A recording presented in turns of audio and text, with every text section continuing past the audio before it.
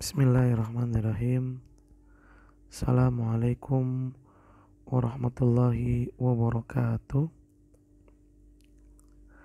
Alhamdulillah hamdan katsiran tayyiban mubarakan fi kama yuhibbu rabbuna wa yardah. Wassalatu wassalamu ala man la nabiyya ba'dah. Amma ba'd.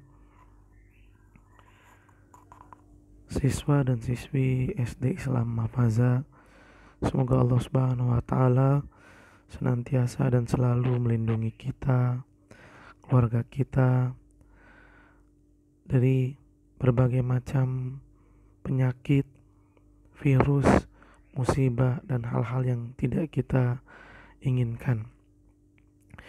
Dan semoga Allah Subhanahu wa taala selalu memberikan kepada kita semangat untuk belajar dimanapun dan bagaimanapun cara belajarnya. Siswa dan siswi SD Islam Mafaza, insya Allah pada kesempatan yang penuh dengan berkah ini kita akan melanjutkan pembelajaran kita yang sekarang sudah sampai di pelajaran ke-7 tentang makanan dan minuman haram dari pelajaran fikih ibadah. Insya Allah Ustadz akan menjelaskan terlebih dahulu, kemudian Ustadz akan membaca tulisan yang ada di buku cetak kita setelah Ustadz menjelaskannya. Baik, siswa dan siswi SD Islam Mafaza, semoga Allah Subhanahu wa taala merahmati kita semua.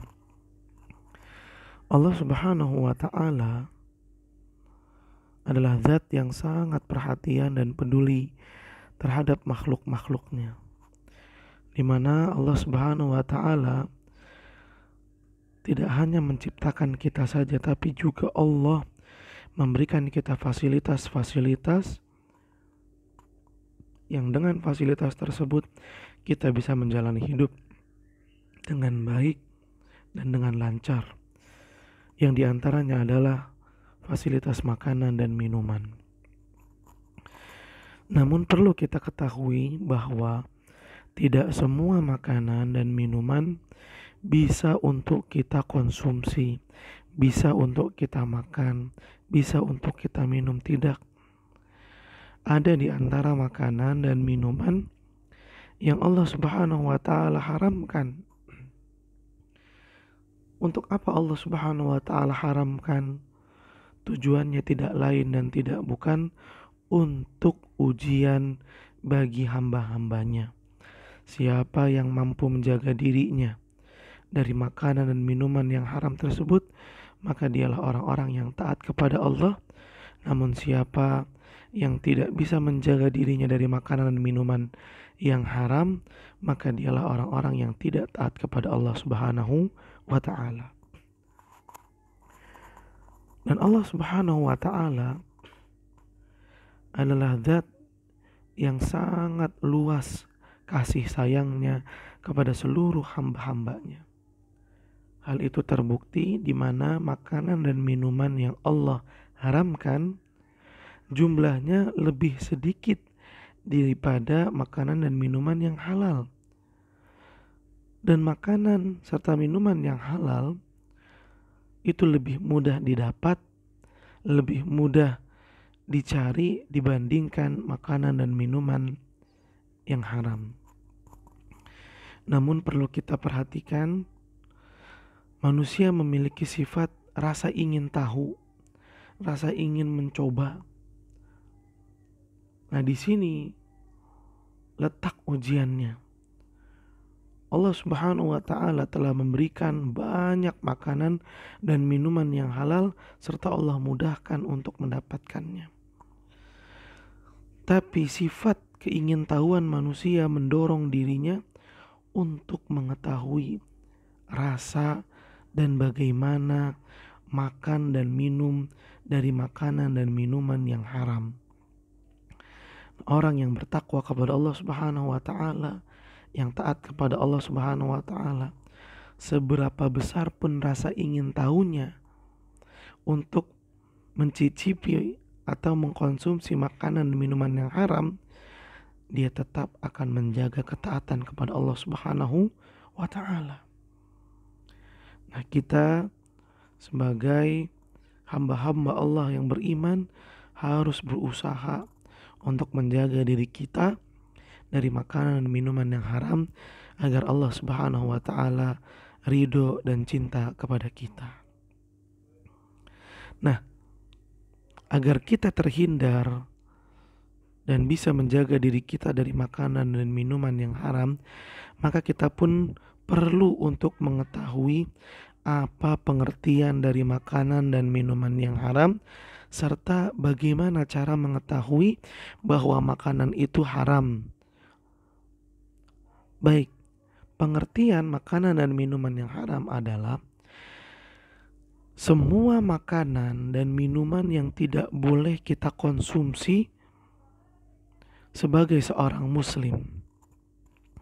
Sekali lagi, makanan dan minuman yang haram adalah semua makanan, semua minuman yang tidak boleh dimakan dan tidak boleh diminum oleh orang Islam. Siapa yang merasa dan menyatakan dirinya sebagai orang Islam, maka wajib baginya untuk menjauhkan diri dari makanan dan minuman yang haram. Karena kalau dia tidak menjaga dirinya dari makanan dan minuman yang haram, lalu dia mengatakan bahwa dirinya sebagai seorang muslim, maka pada saat itu dipertanyakan apakah dia benar orang Islam atau tidak. Karena orang Islam pasti menjaga dan menjauhkan dirinya dari makanan dan minuman yang haram. Serta orang Islam hanya memakan dan minum dari makanan dan minuman yang halal saja, yaitu makanan dan minuman yang boleh dikonsumsi oleh umat Islam. Siswa dan siswi SD Islam Mafaza, semoga Allah Subhanahu wa taala melindungi kita semua dan menjaga kita semua dari berbagai macam perkara yang haram. Harus kita ingat selalu bahwa di antara bukti ketaatan seseorang kepada Allah Subhanahu wa taala yaitu ketika ia bisa menjaga dirinya dari makanan dan minuman yang haram. Bahkan Nabi SAW telah memperingati kita dari bahayanya makanan dan minuman yang haram,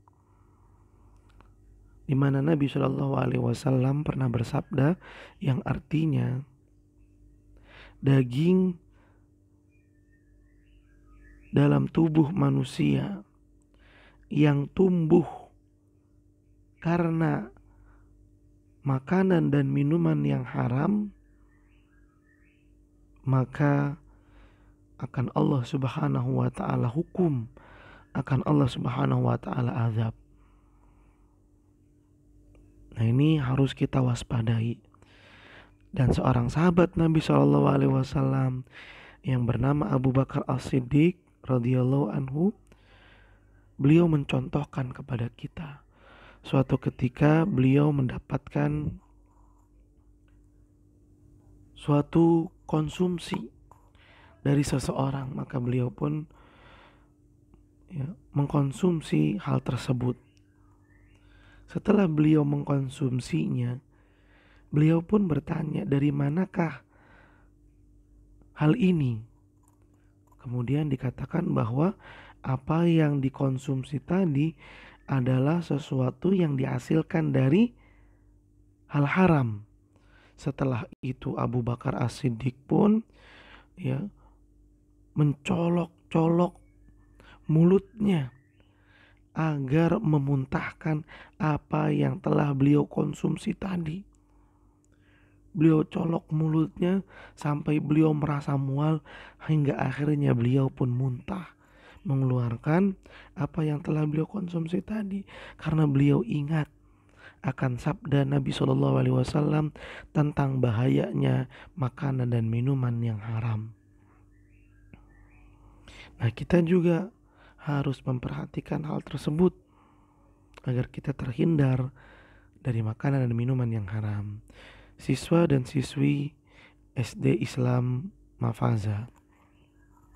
Kemudian yang berikutnya, bagaimana cara mengetahui makanan dan minuman yang haram? Ada 3 kaidah yang perlu kita pahami dan selalu kita ingat. Yang dengan 3 kaidah tersebut, maka kita akan mengetahui apakah makanan atau minuman itu haram atau halal. Kaidah yang pertama adalah apabila Al-Quran atau hadis Nabi Shallallahu Alaihi Wasallam melarang, ya, suatu makanan untuk dimakan, melarang suatu minuman untuk diminum, itu menunjukkan bahwa makanan tersebut dan minuman tersebut haram hukumnya.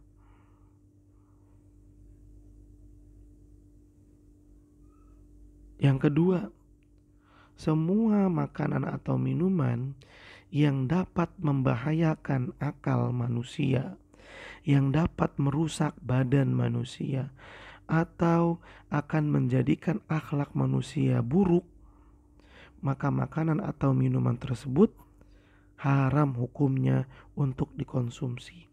Perlu kita ketahui bersama bahwa apa yang kita minum, apa yang kita makan, itu mempengaruhi akhlak kita. Itu mempengaruhi budi pekerti dan perangai kita. Kita ambil contoh, Islam mengharamkan kita untuk memakan binatang yang bertaring dan juga buas. Kenapa? Agar orang yang makan dan minum dari hal yang dihasilkan dari binatang buas tidak ikut-ikutan menjadi buas. Sekali lagi, makanan dan minuman bisa mempengaruhi akhlak, perilaku dan perangai orang yang mengkonsumsinya. Makanya Islam secara tegas menyatakan di dalam surat Al-A'raf ayat 157, Islam menghalalkan semua yang baik buat manusia, dan Islam mengharamkan semua yang buruk bagi manusia, agar manusia senantiasa menjadi baik dan agar manusia terhindar dari hal-hal yang buruk. Kemudian kaidah yang ketiga, semua makanan dan minuman yang kotor dan menjijikan maka hukumnya haram. Contohnya tikus. Ya, tikus itu adalah binatang yang kotor dan menjijikan, maka tikus pun haram untuk dimakan, haram untuk dikonsumsi. Setelah kita mengetahui 3 kaidah yang dengannya kita bisa menentukan apakah suatu makanan itu dikategorikan ke dalam makanan yang haram, maka kita selanjutnya akan membahas contoh-contoh makanan yang diharamkan di dalam agama Islam. Siswa-siswi SD Islam Mafaza, ada banyak sekali makanan dan minuman yang halal dan mudah untuk didapat. Sedangkan makanan dan minuman yang haram jumlahnya lebih sedikit, dan diantaranya adalah bangkai. Bangkai hewan yang hidupnya di darat. Apa sih bangkai itu? Bangkai adalah hewan yang mati tidak melewati proses penyembelihan. Misalnya ada kambing yang lehernya terikat oleh tali, namun talinya itu diikat dengan sangat kencang, akhirnya itu kambing gak bisa napas, lalu kambing tersebut pun mati. Atau sapi misalnya, sapi yang jatuh, kemudian sapi tersebut mati, sapi tersebut pun menjadi bangkai. Kenapa? Karena dia mati tidak lewat proses penyembelihan. Itulah binatang yang disebut sebagai bangkai. Tapi dikecualikan. Di sini dikecualikan yaitu bangkai belalang dan bangkai hewan yang hidup di laut. Belalang atau hewan-hewan yang hidup di laut walaupun telah menjadi bangkai tetap boleh dimakan. Ya, kita ambil contoh gampangnya. Ketika kita ke pasar untuk belanja ikan buat kita makan, maka kita akan mendapati bahwa ikan yang kita beli sudah mati. Ya, sudah mati, sudah tidak hidup, tidak bergerak-gerak. Artinya ikan tersebut telah menjadi bangkai. Namun Islam menyatakan bahwa hewan-hewan yang hidup di laut seperti ikan boleh dikonsumsi walaupun dia telah menjadi bangkai.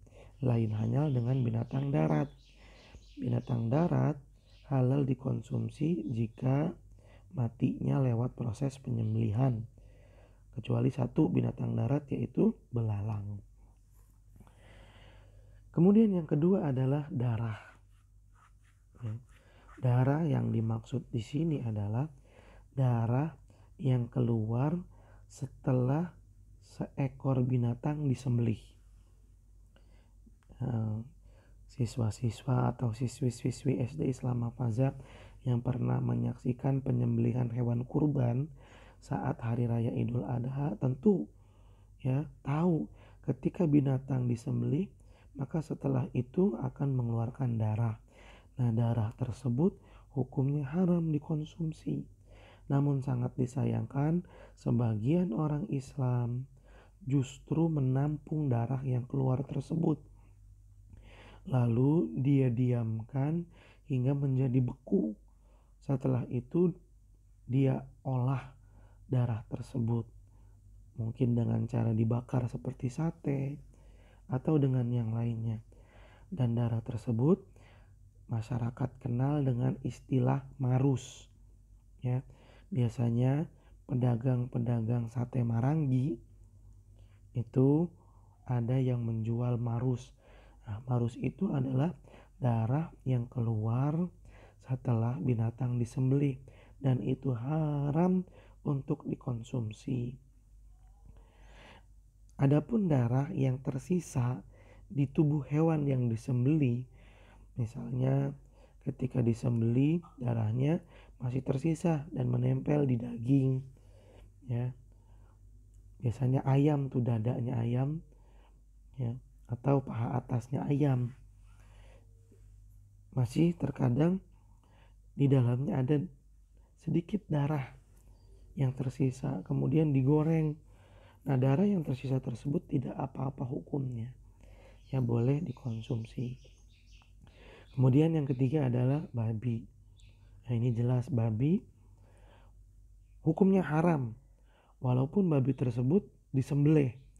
Misalnya ada babi disembelih, tetap hukumnya haram. Babi walaupun disembelih tetap haram untuk dikonsumsi, apalagi babi tersebut telah menjadi bangkai. Lebih-lebih lagi haram untuk dikonsumsi. Baik, dan semua makanan yang mengandung babi hukumnya haram untuk dikonsumsi. Baik, siswa dan siswi SD Islam Mahfazah. Kemudian yang berikutnya adalah yang keempat, hewan yang disembelih tapi tidak menyebut nama Allah. Misalnya ada kambing disembelih, tapi kambing tersebut disembelih untuk leluhur fulan misalnya, atau eyang fulan, atau untuk penunggu pohon, penunggu rumah angker. Nah, hewan tersebut walaupun tadinya halal, namun ketika disembelih tidak menyebutkan nama Allah, maka pada saat itu hewannya menjadi haram. Misal ada sapi dibawa ke pantai, lalu sapi tersebut disembelih dengan menyebut nama-nama yang disangka sebagai penghuni lautan tersebut, maka daging sapi tersebut haram untuk dikonsumsi. Lalu yang kelima adalah hewan yang mati karena tercekik.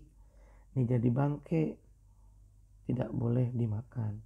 Makanya hati-hati ketika mengikat hewan kurban. Jangan kekencengan, nanti kalau kecekik mati, hewan tersebut jadi bangke dan gak bisa dikonsumsi.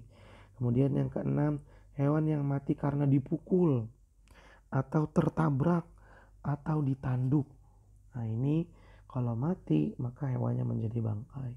Lalu yang ketujuh adalah hewan yang jatuh.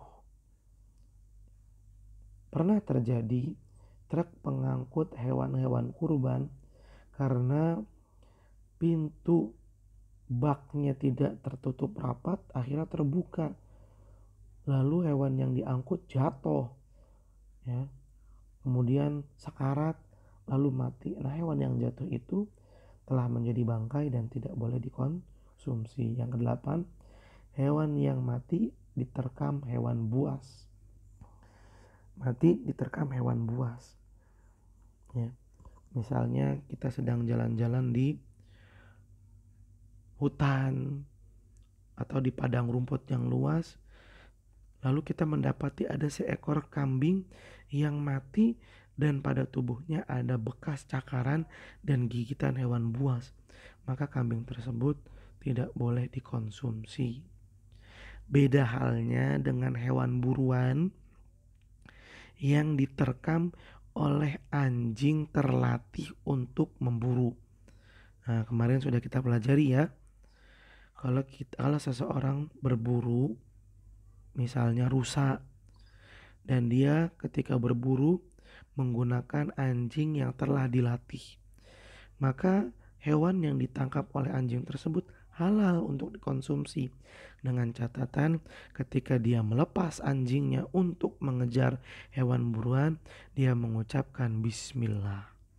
Lalu yang kesembilan, bagian tubuh hewan yang masih hidup ya, tapi bagian tubuhnya terpotong atau terpisah, maka bagian tersebut haram hukumnya. Misalnya ada seseorang punya kambing, dia sayang banget sama kambingnya, tapi dia lapar, dia nggak tega kalau nyembelih kambingnya, lalu dia potong kakinya aja.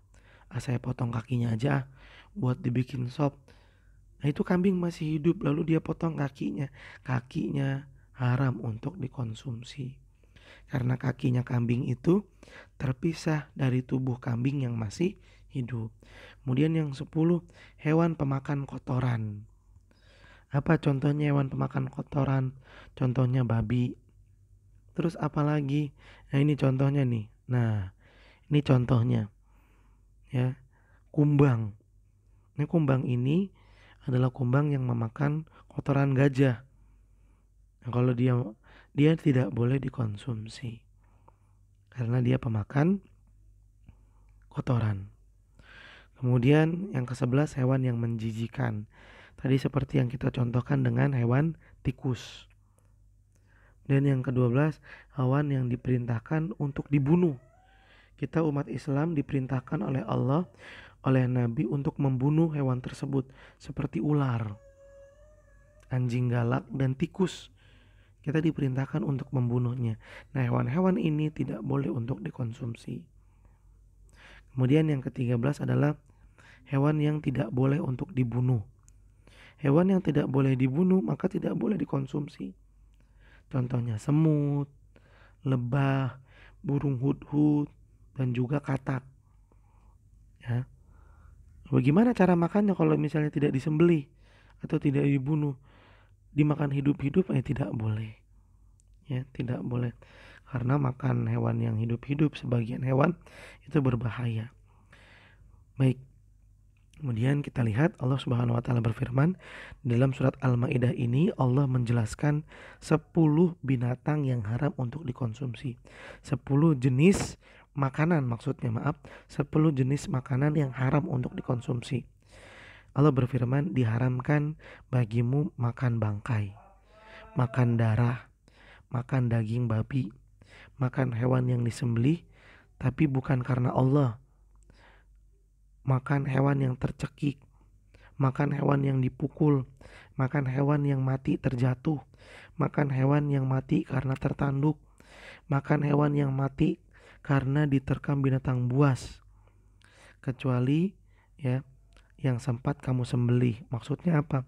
Jadi ada kambing nih diterkam oleh binatang buas. Pas kita menemukan kambing tersebut, kambing itu masih hidup, masih gerak-gerak, masih napas, belum jadi bangkai. Nah, buru-burulah kita sembelih. Nah, kalau sudah disembelih, walaupun kambing tersebut telah diterkam oleh binatang buas, maka kambing tersebut masih halal untuk dikonsumsi karena masih sempat untuk disembelih. Dan yang ke-10, makan binatang yang disembelih untuk berhala. Apa itu berhala? Sesuatu yang disembah selain Allah. Ini 10 makanan yang haram untuk dikonsumsi. Sekali lagi, bangkai, darah, daging babi, hewan yang disembelih bukan karena Allah, hewan yang tercekik, hewan yang mati dipukul, hewan yang mati terjatuh, hewan yang mati ditanduk, hewan yang mati diterkam binatang buas, dan hewan yang disembelih untuk berhala. Kemudian yang berikutnya adalah minuman yang haram. Apa saja sih minuman yang haram? Yang pertama adalah khamr atau minuman keras atau yang dikenal saat ini dengan istilah bir. Semua minuman keras mengandung alkohol ataupun tidak, memabukkan ataupun tidak, hukumnya haram. Hukumnya haram. Semua arak, semua minuman keras hukumnya haram. Memabukkan atau tidak memabukkan. Maksudnya memabukkan di sini, maaf, Ustadz ulangi, tadi keliru mengandung alkohol atau tidak mengandung alkohol. Maksudnya adalah alkoholnya banyak ataupun alkoholnya sedikit. Sekali lagi Ustadz ralat apa yang Ustadz sampaikan tadi, Ustadz perbaiki. Arak atau minuman keras atau yang dikenal dengan istilah bir itu disebut dengan khamr. Apa itu khamr? Khamr adalah minuman yang diharamkan oleh Islam, baik dia memabukkan atau tidak memabukkan. Memabukkan ketika kandungan alkoholnya banyak, tidak memabukkan ketika kandungan alkoholnya sedikit. Kandungan alkoholnya mau banyak mau sedikit, tetap yang namanya khamr, minuman keras, bir atau arak haram hukumnya untuk diminum dalam agama Islam. Kemudian yang kedua, semua minuman yang memabukkan atau yang merusak kesehatan itu haram untuk diminum. Nah, termasuk diantaranya adalah narkoba yang merusak akal, yang merusak tubuh, yang merusak kesehatan. Minuman tersebut haram hukumnya untuk dikonsumsi.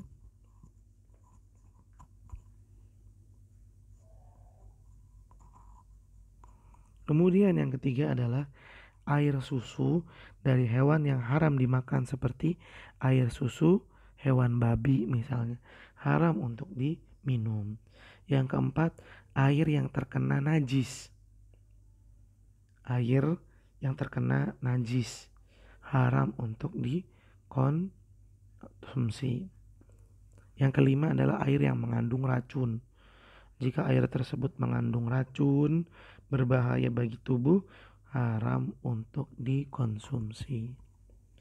Baik, itu dia pelajaran kita tentang makanan dan minuman yang haram. Mudah-mudahan bermanfaat dan Allah memberikan kita ilmu yang barokah. Baik, Ustadz akan bacakan untuk kalian pelajaran ketujuh ini. Pelajaran ketujuh, makanan dan minuman haram. Allah telah menyediakan beragam makanan dan minuman yang halal untuk manusia. Kemudian Allah melarang hamba-hambanya dari mengkonsumsi makanan dan minuman yang haram sebagai ujian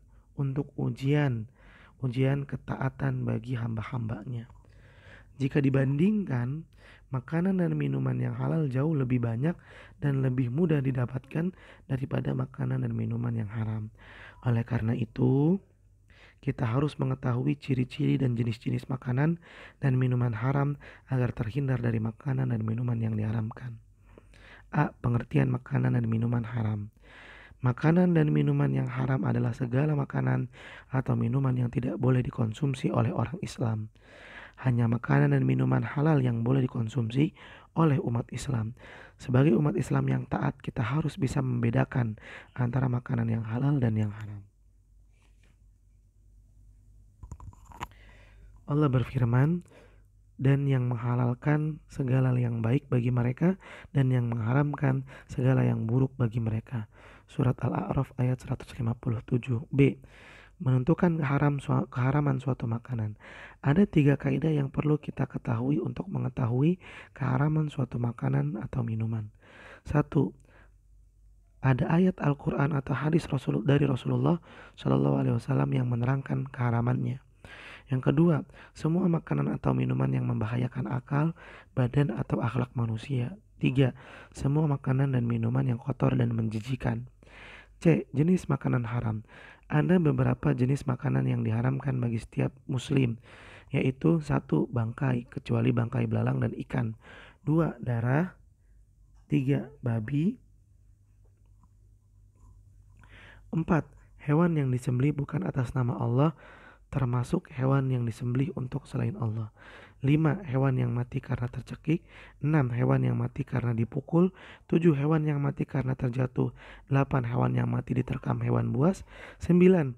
Bagian tubuh hewan yang masih hidup yang telah terpisah dari tubuhnya.